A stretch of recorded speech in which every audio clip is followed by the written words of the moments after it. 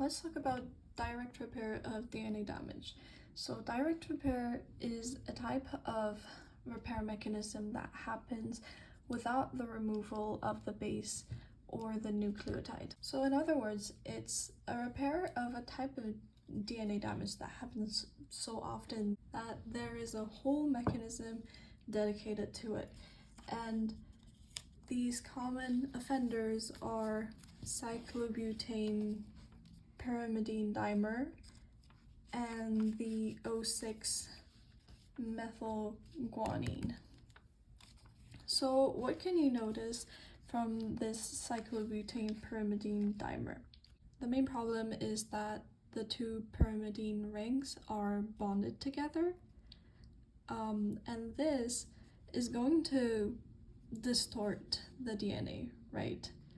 Because it's not the same conformation.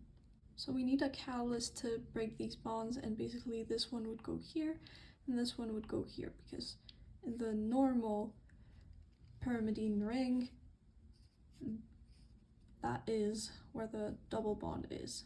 There's no bond in between. So we actually have a catalyst for this reaction that we need, and it is called... that is a bad drawing.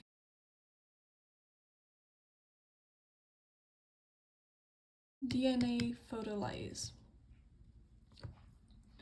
Now what this does is this has in its catalytic site a chromophore. And also for this reaction you need some FADH minus. Now I'm not going to draw the entire structure of the chromophore, neither am I going to draw the entire structure of the FADH because I don't want to. It takes too long. But you can look at the figure in the textbook and it has all the electron movements that you could ever dream of. So don't be scared about the name chromophore. It just means that it absorbs light and it uses this energy. So what the activated FADH is going to do is that it's going to donate an electron to this O, and now, you know, this O, wait.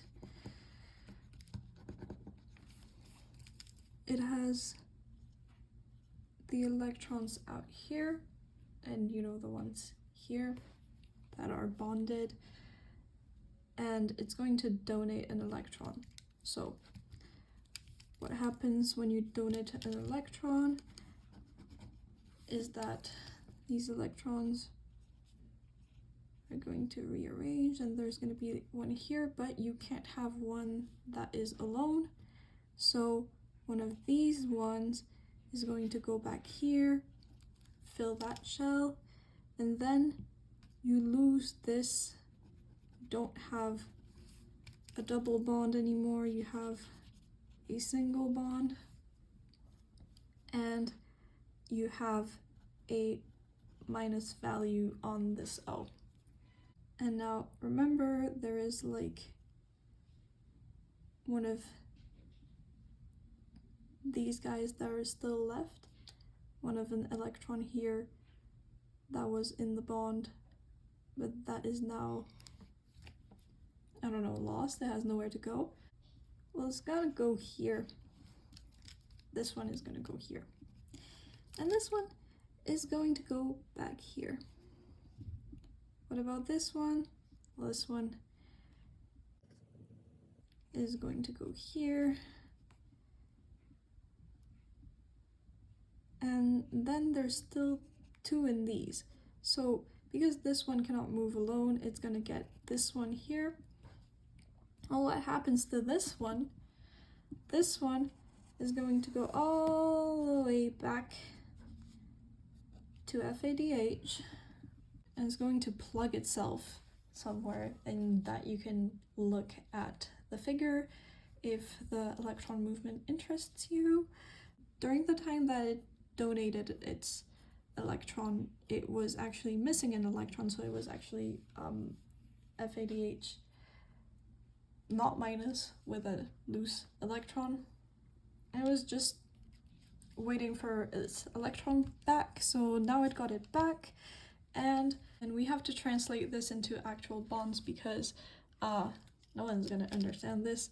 So we said that this one goes here and this one goes here, so that's gonna be our double bond, and this one went away. We're gonna draw it like here, and this one got here, and this one went over there. So these bonds are broken, but what happens to the negative O? Well, the negative O, it doesn't really want to stay negative, so it's just gonna throw back its electron over there.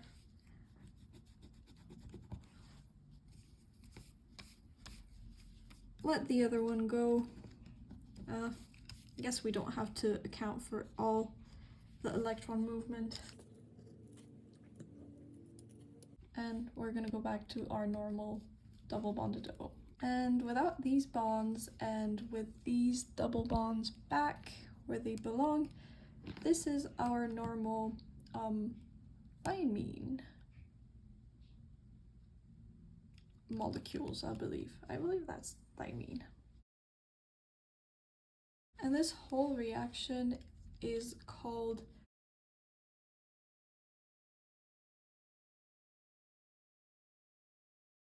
photoreactivation of the cyclobutane pyrimidine dimer.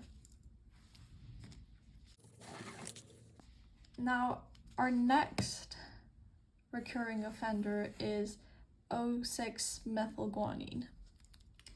And now, this is just a methylation of guanine. So this is the methyl group, and this is the rest of the guanine. And now normally guanine would not have this methyl group, would be double bonded, and this oxygen is very important because that's where one of the 3 bonds between guanine and cytosine is going to happen. And the other bonds are here and here, but if this one can't be bonded, well, obviously it's gonna result in a distortion or mutation of the DNA. So you have to repair it.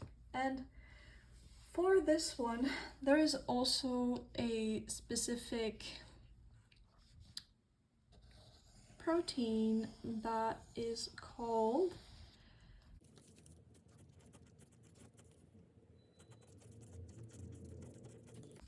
methyltransferase. Now, I think this is a specific methyltransferase for guanine, but it has an active site that contains a cysteine that is bonded to a sulfur. I know the textbook doesn't go into the whole detail of this reaction, so I will not go into the whole detail of this reaction because we are studying molecular biology, not biochemistry. But what this does is it's gonna take the methyl group, bind it to its sulfur. Wait, need to write it in the opposite. Of course my pencil has to break in the opposite way. So yeah, the sulfur is gonna bind the methyl group. Now the methyl group will be no more, and the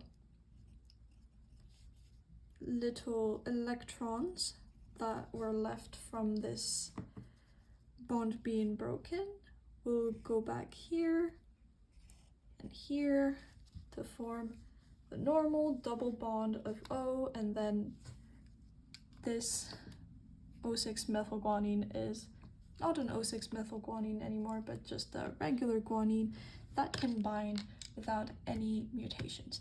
So these are the two examples that we need to know for direct DNA repair.